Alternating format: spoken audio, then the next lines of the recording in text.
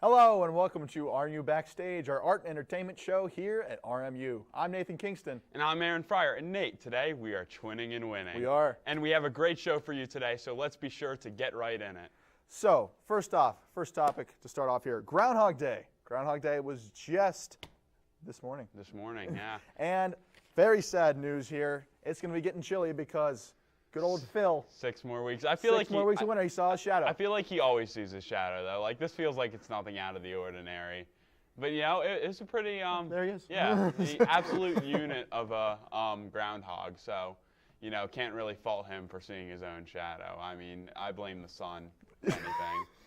Yeah, fair, very fair. Yeah. I mean, it was 7 o'clock this morning, and talking about 7 o'clock this morning, our own President Patrick here, President Michelle Patrick here at RMU, she held a nice little live stream event this morning at the gazebo on campus. A little bit of hot cocoa there. Yep. It's pretty good. Now, Nate, did you wake up for that? No, I did not. Okay, neither did I. Good. I didn't want to feel any too guilty I kind of figured about though we were gonna have more winter. I mean, it's been weird. We've had like I think we started later with the cold season. We had a nice December, I feel like. Yeah, it was a warmer December. Wasn't too bad. I was running around in like a sweatshirt and I was comfortable in that. Now I got the winter jacket on. I'm all bundled up walking from class.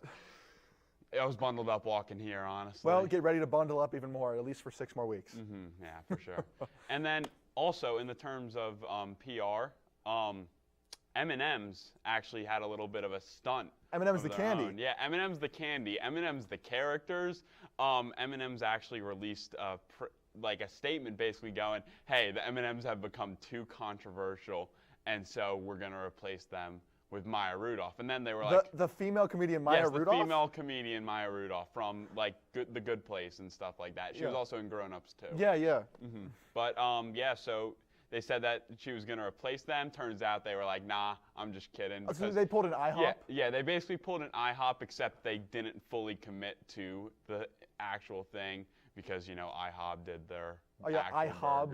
Yeah, exactly. Back to IHOP. Exactly. But here's the thing. These characters have been around from the 1950 is when they first started. Exactly. And they already filmed the Super Bowl ad, so, you know, might as well. Yeah, you might as well. I mean, and these characters, I feel like you need the characters. They're the mascots. Yeah, exactly. And personally, my favorite, I love the red and yellow M&M. Yeah, Those are my 2 favorites. Remember when it was a Super Bowl commercial a few years ago, the red M&M transformed into Danny DeVito. Yes, I love that. I love that. Yeah, exactly. So you can't just get rid of them like that. Oh, yeah, you can't. Yeah. Now, going over to our lovely side of movies. Big movie coming out tomorrow, The Knock at the Cabin. This is a big movie coming out by M. Night Shyamalan. Really? Okay, M. Night Shyamalan, he loves his horror thriller movies. The last movie I believe he did was the movie Old, which was the whole thing of like there was this weird beach that turned you older the more time you were there.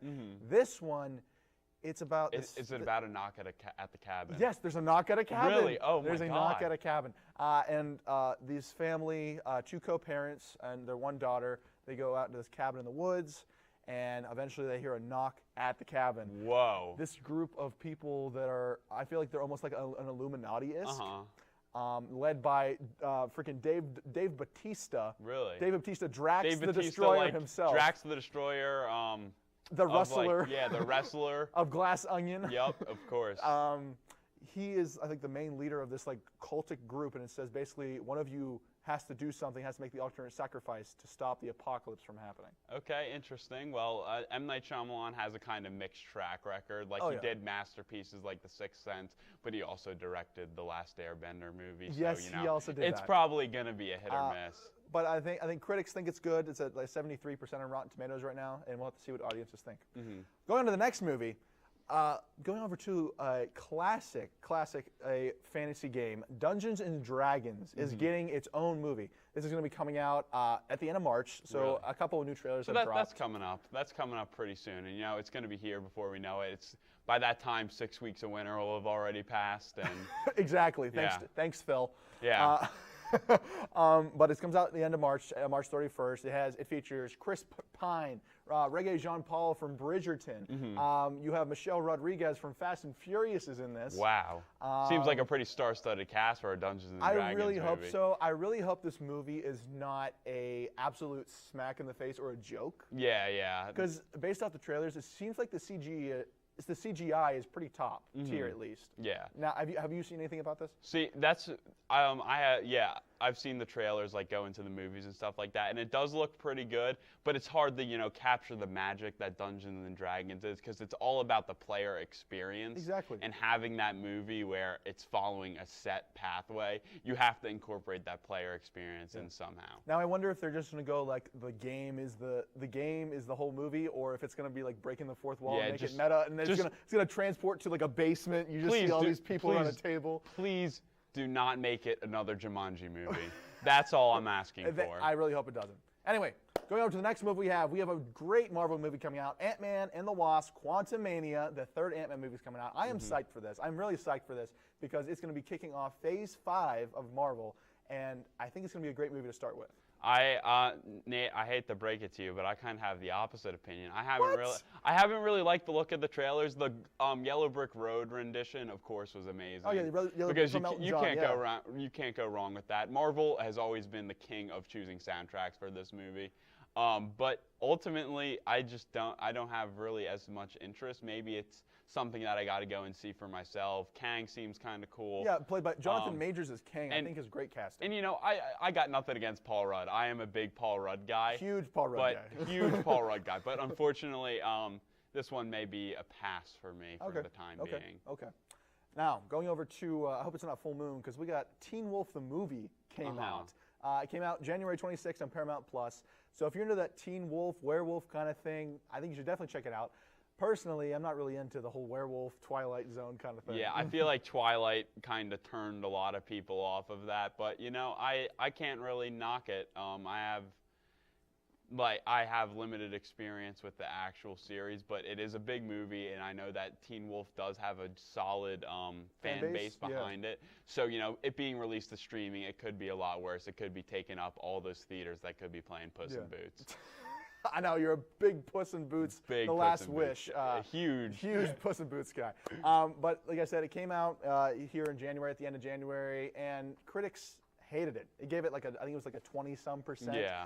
But audiences, they gave it an 80. So, I mean, check it out if you have Paramount+. Yep. And then also we have the DC is actually reworking. Yes. A lot of stuff going on. James Gunn is head in DC. He was famous. He gained a lot of fame for the Guardians of the Galaxy work. Then he worked on the Suicide Squad. Got to differentiate that.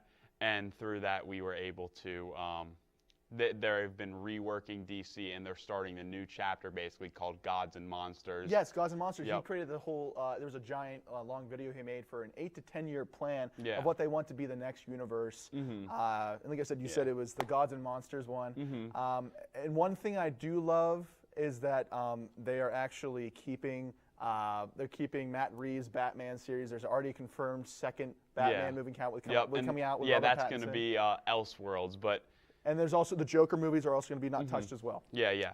And then another big popular franchise is Harry Potter. Harry Potter is seeing a new release. Video game. New video game, Hogwarts Legacy. Now, this has been in the talks for a while now, and from the looks of it, it looks absolutely amazing, especially on the high next-gen consoles. Oh yeah, PS5, Xbox Series X. Looks very cool, and if you ever wanted to live out your dream of being sorted into a Hogwarts house, playing some Quidditch. This may be the game to do it. Although it does take place 100 years, I believe, 150 years maybe prior to the events of the actual Harry Potter series. Okay, it makes sense. That makes sense to me. It's looking like a good game nonetheless, and I'm excited to see it. Yeah. Now going back to some streaming stuff, we have That 90s Show, a spinoff of That 70s Show, which I know a lot of people loved. I even enjoyed watching. I enjoyed watching That 70s Show. Ashton Kutcher and Mila Kunis. Yeah. I love the characters in that and the growth of their characters. And the thing is, I love how they brought most of them back, if not all of them back. Yeah. Minus the one guy because of a trial, but we don't get into that. We don't talk about we don't get into that. But there's a new cast of characters played as the new kids. Yeah. And our old cast of characters from That 70s Show and that 90s Show is now the parents of those kids. Yeah, I can't help but feel like they're kind of pandering to the older demographic in this. But ultimately, it's kind of given me the similar as Fuller House vibes, where they're just trying to bring in new stuff. And you know what? I respect the idea of, instead of bringing it back. I mean, you have some iconic characters in this, so there's no denying that. Oh, definitely. Now, That's on Netflix. But going over to something that's going to be on live TV, we have The Bachelor coming back for another season. How about this? Hey, Nate, will you accept this rose? I don't actually have a rose on me right now, but if I did, you would get it, the final one. So let's talk about this. New season of The Bachelor. Are you going to watch it? No. I mean, yeah, Bachelor, it does have that weird like suction thing where once you watch an episode, you're like hooked. Oh, you're hooked. I fell into a hole maybe like 2 years back, I'm not going to lie. Fun fact, actually, the reason why I'm named Aaron is because my mom liked the name from The Bachelor. No way! Yeah, Oh my gosh. That's actually how this is breaking news to me. Oh my gosh. Yeah. But well, I guess you could say The Bachelor it really is a cultural phenomenon. It 100% is. And then another cultural phenomenon that's going on right now is actually The Last of Us series. Yes, The Last of Us on HBO Max. Yeah, and The Last of Us was a video game. It was a very popular one, and it was considered one of the greatest stories of all time, and it is being put on the big screen. I've seen the first 3 episodes. They're absolutely amazing. Oh yeah. And See, honestly, I'm an episode behind you, and I think it's absolutely great. Pedro Pascal is great. Yes. The cinematography is great. Bella the Ramsey story, is even great. Yes, yeah. exactly.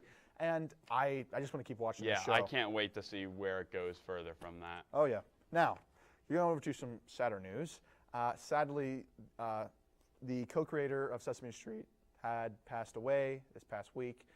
Lloyd Morissette, he had passed away at age 93, and he had worked with the likes of many people in the puppet community, I guess you could say, and obviously children's show community as well. Yeah, and there's a lot of like Sesame Street has been on for a long time. We've seen a lot of guest appearances from people, and honestly, the impact that show has had on just pop culture and children now will always be remembered. Oh yeah. Speaking of that, I mean, we have some great kids shows that I know we've both loved. I know for me, I love Blue's Clues as a kid. I was a big Backyardigans guy. Nickelodeon did have some good stuff, and Backyardigans was my go-to. Blue's Clues was also Don't amazing. forget about the Wiggles.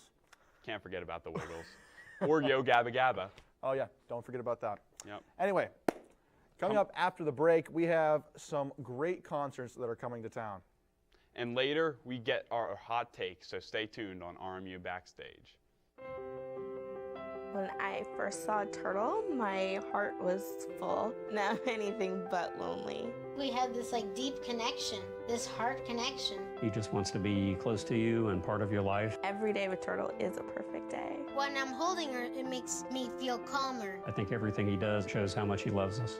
When we adopt a shelter pet, We discover they're a little bit of a lot of things. But they're all pure love. If I could go back and change it all,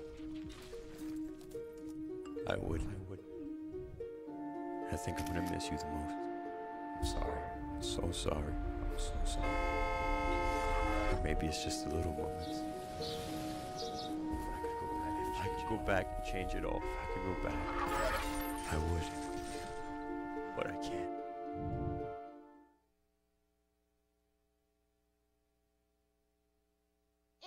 There was an old woman who lived in a shoe.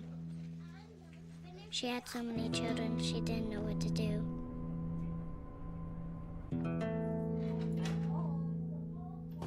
She gave them some broth without any bread and kissed them all soundly and put them to bed. Hunger is a story we can end. End it at feedingamerica.org. The RMU Backstage, we're going to dive right into some talking about some concerts that are actually coming up on campus at the UPMC Event Center. Oh, exactly. And for one of those being Donnie Iris. Donnie Iris, he's coming back. Donnie Iris in the Cruiser, he's coming back for his 80th birthday bash. How about that? Really? Especially after he blew up the UPMC Event Center last semester. Yeah. And I can't believe there was cars everywhere. Yeah, that's quite the big turnaround, though, for him to come back so soon, actually. Oh, exactly. And I think it was definitely because of the fans and the environment and the turnout we got from people at the UPMC Event Center. Another person coming is going to be Billy Idol. The guy from The Wedding Singer with Adam Sandler? Yeah, that movie. That guy. He is coming in May, I believe. Yep, May 1st. It's right after finals week, so if you want to check it out, I'd say stay. Also, we have a couple other bands. You have Trishy Trucks Band is also coming, and then Parker McCollum.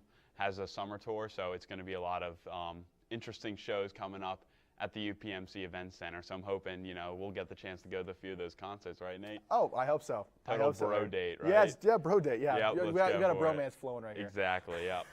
Anyway, on to some pretty unfortunate band news. We have Panic at the Disco. They've broken up. Yeah, and that's crazy because they've been around for a while now. Yeah. And also, just Brendan Urie just actually left the band, and I feel like that's kind of... That's all of Panic at the Disco? That feels like that's where it kind of, you know... Yeah, because I feel like without Brendan Urie, I mean, I don't feel like you don't have the same style as Panic at the Disco. I mean, you can say, hey, look, Mom, I made it all you want, but I don't think they made it here. Yeah, it's unfortunate to see such a good band, and I know this is such a good and influential band, but if it's best for, like, the singers and the performers, then ultimately, you know, we can't really fault them for that. We can just enjoy the time that we had with them. Oh, yeah. Now, going over to a classic rock band, we have Metallica. They just released a new album. It features the song "Screaming Suicide," and if you are not a big Metallica fan, you should be. I love their older stuff. I've yet to hear the song, but I definitely want to check it out. And I know they're going to be going on a tour this summer into this year, so yeah, I know a lot of people are definitely want to check this out. Yep, and with that new album, it'll be good to have that. Oh yeah, definitely. Yep. And then back to the movie sides, we actually just got our Oscar nominations. Yes, Oscar nominations. Now I know you love the Puss in Boots. Yeah, realistically, I think Pinocchio is probably going to win that, but for Best Animated Feature. But the real competition actually comes in the form of the other pictures. Like, for Best Picture, you have, like, Top Gun Maverick, Avatar: The Way of Water, Everything Everywhere All at Once. Exactly. Even Elvis is nominated for that. As it should be. It was a beautiful, spectacular movie by Buzz Luhrmann. Plus, your Best Actors, you have, obviously... Austin Butler. Colin Farrell. Brendan Fraser for The Whale. I feel like I feel like Austin Butler honestly may take it for that, just because we saw a few years back when Rami Malek took it for the role of Freddie Mercury within Bohemian Rhapsody. I think it's definitely a possibility and a great prediction. And I think the biopic is really in right now, so I wouldn't be surprised if that even has a strong bid for Best Picture. But we do know that Best Visual Effects will definitely be won by Avatar: The Way of Water. It probably will. Yeah, will. They spent $2 billion on it. It has to 11 years, $2 billion. Yeah, I feel like it's locked in. Yeah. Now, on to our predictions for the Oscars. I know you want Puss in Boots to win. I definitely want, I would love the Batman to win something. I don't know if it will. It was robbed of Best Cinematography. Yes. Like that one scene where he's walking out of the car, absolutely and beautiful. I definitely believe that that the Glass Onion, Ryan Johnson, is definitely going to win that for Best Screenplay. Yeah, it was beautiful. Okay. Now moving on to Coachella. Coachella, what do you think about this? Do you think we have some great artists coming to Coachella? I think you're not going to go wrong with Coachella. They typically go all out for this. You can see like right now that they have like Megan Thee Stallion. This is 21 Savage. These are very popular artists. Billie Eilish, yeah. So you have a lot of popular artists, and of course they're going to stack this thing because it's looking like a solid lineup for this year, and I'm sure that they'll continue to stack it. If you want to check it out, you need to go check it out. It's going to be in April. Anyway, coming up after the break, me and Aaron are going to get into our hot takes. So stay tuned to RMU Backstage. You told me not to talk to strangers. You told me not to cross the street without looking both ways. You told me not to touch the stove. You told me not to do drugs. You told me not to drink and drive. You gave me so many messages about how to stay safe. Why didn't you keep me safe by properly storing your gun?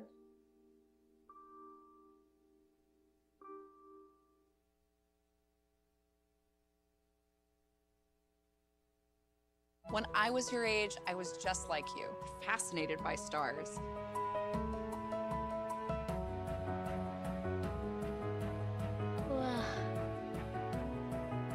But now I get to search for life in the universe. And who knows, maybe life is looking for us too.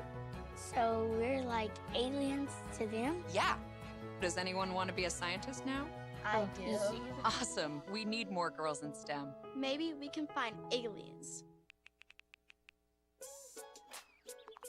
Worried about your friend, but don't know how to reach out? You could say how are you or get a fake tattoo. You could ask with an app if it works for you. You could chat with them in VR. It's so good. If you think you should check in, yeah, you should. Whatever gets you talking. Reach out to a friend about their mental health. Whatever gets you talking. Learn how you can help at seizetheawkward.org. Hello and welcome back to RMU Backstage. As we said before, we're going to go over our hot takes. Now, Aaron, why don't you take it away? What are your hot takes for this week? So my first hot take, I feel like, is one that I've seen around on the internet a lot, especially within the Harry Potter fandom. Draco Malfoy is terrible. Yes, He's a terrible human being. Correct. The character, but everyone loves him for whatever reason. And ultimately, that's just my big hot take when it comes to Harry Potter. I think it's because everyone loves a little bad boy. Everyone loves the little bad boy, but also people just love Tom Felton for That's very true. some reason, and you know he just captured people's hearts. Yeah. But anyway, my first hot take: Tron Legacy. Yes, I'm talking about Tron Legacy, made by Disney. It is slept on. And one thing that really carries that movie is Daft Punk's score. Name me another movie with Daft Punk as a score. Exactly, you can't. Oh, yeah. I just thought it. I was can't. trying to think. My mind immediately went to Wreck-It Ralph for whatever reason, but that was Owl City. So. Yes, it was. But I think the score is absolutely amazing. If you haven't checked it out, it gives that really techno, very electronic vibe, especially because it's Tron. The CGI in that was a really precursor to some of the other Disney movies that came after that. And one thing I love, they tried to be ambitious. They took Jeff Bridges and tried to de-age him. It worked-ish, but also didn't work. But I definitely think if you haven't checked it out, you got to check it out. I think that one that just generally encompasses like a lot of the feelings that I have currently with streaming services is that people need to stop giving season 2s to shows that I feel like don't need season 2s. Okay, what do you think it is? So one of them is Wednesday. Wednesday was very popular earlier in the year.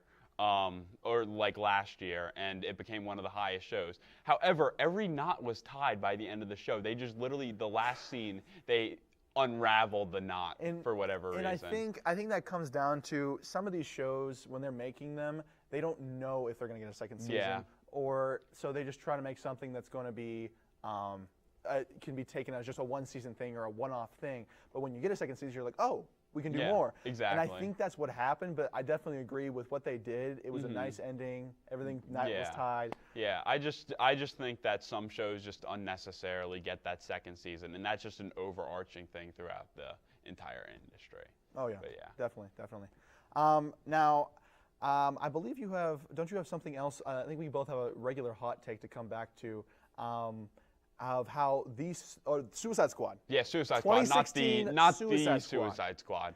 With Will Smith in it and a whole bunch of other characters that they brought back for the Suicide Squad made by James Gunn.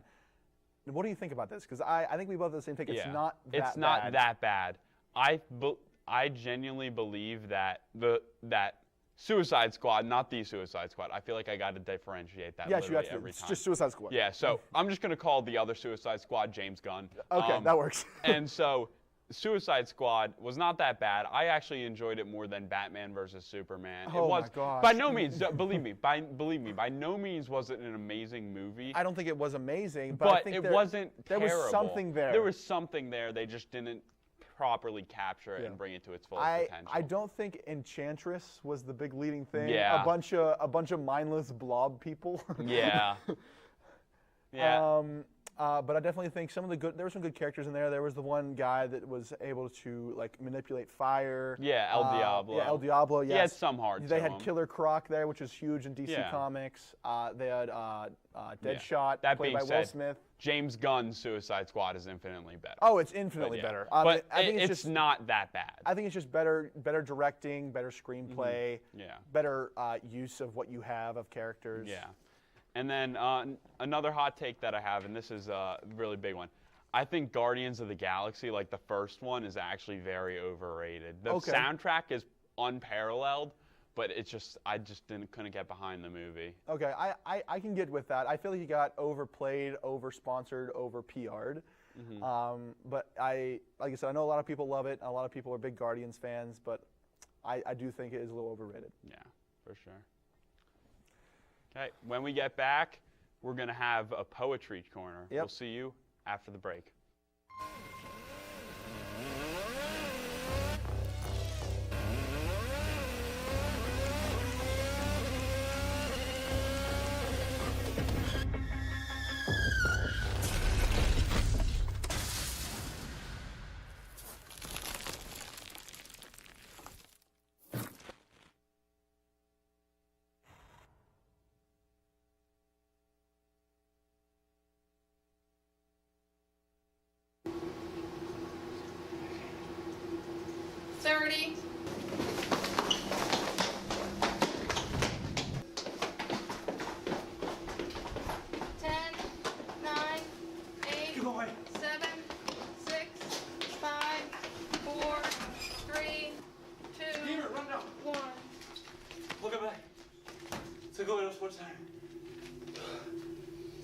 That's CHC. Women's basketball. Found my heart out there in the open. Trees make you feel smaller. Can't help but get lost again. If I need a break, know where I'm going. Where the water's flowing, I'd rather be floating. If it's something that can count on to be free. Feel the beat of nature at a park or forest near you. Find a forest and music inspired by nature at discovertheforest.org. Welcome back to RMU Backstage. As we said before, we have a lovely poetry corner coming up by Ethan Morrison with a great idea from Cam McCoriola. So, with that being said, take it away, Ethan. Well, hello. It's been a long time, but welcome back to yet another Ethan's Poetry Corner. My name's Ethan, and as you can see, I'm getting warm by the fire, but I wouldn't be warming up by the fire without a poem. So today, after a long wait, I am back to recite a verse from Young Gravy titled Oops. So let's begin, shall we?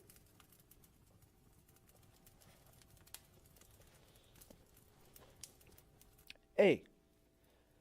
Supercalifragilisticexpialidocious. Supercalifragilis, my ex be on Superman, I get them bands, but ain't gonna buy you roses. Super duper, get them cougars, took my wrist and froze it. Super duper y'all got Oompa Loompa. Ain't never knew ya. Probably still ran through 'em though. Oh, wait.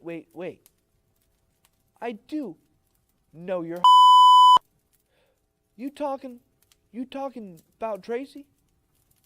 Nah. You mean like Tracy with the Tracy with the Honda. Well, oops, baby. Up on your like oopsie daisy. Never knew that was your boob, baby. Hit it 5 times in the coupe. Mercedes.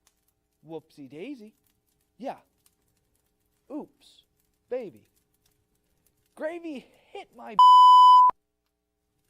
Yeah. Whoopsie daisies. Well, thank you once again for joining me on this Poetry Corner. I hope you all enjoyed the long-awaited return of Ethan's Poetry Corner, and I hope to see you next time. oh, okay, so that was a beautiful rendition of a great poem by a poet, Young Gravy. Thank you, Ethan, for that. Yes, and we have another half of that coming up next show, so Ethan will be back to smooth us with his words. You better stay tuned for that. Yeah. Now, do you feel inspired after that? I do feel inspired. I feel like I can go and run out in the snow and just kind of roll down a hill. Very, very motivational. Frolic, yeah. I feel like very motivational. And I think overall that was just the perfect cap to this amazing show. Amazing show we had. And now, on behalf of everyone here at RMU Backstage, we thank you for tuning in, and we will see you next time.